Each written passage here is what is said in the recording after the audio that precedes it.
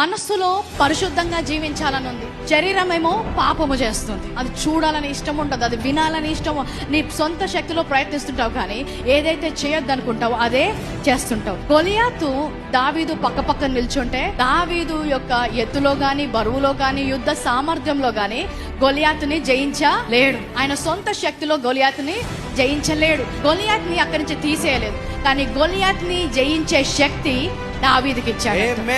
నీ పాప విషయంలో కూడా అంతే. నీ పాప విషయంలో కూడా నీ సొంత శక్తితో నీవు గెలవలేవు. ఈ లోకంలో ఆయన పాపాన్ని తొలగించలేదు, కానీ ఆ పాపాన్ని జయించే శక్తి ఆయన కృప ద్వారా మనకు అనుగ్రహిస్తున్నాడు. రోమా 6:14 ఏమంటుందంటే, మీరు కృపకే గాని ధర్మశాస్త్రమునకు లోనైన వారు కారు గనుక పాపము మీ మీద ప్రభుత్వము చేయదు.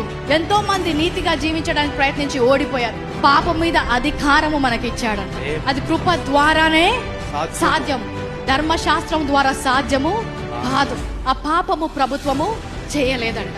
కృప మనకిచ్చింది పాపాన్ని జయించడానికి, పాపంలో జీవించడానికి కాదు. చాలా మంది వాక్యము అర్థము కాక కృపా వాక్యము బోధించబడినప్పుడు పాపాన్ని ప్రోత్సహిస్తున్నారు అంటున్నారు. పాపము మమ్మల్ని ఆకర్షించదు, పరిశుద్ధత మమ్మల్ని ఆకర్షిస్తుంది.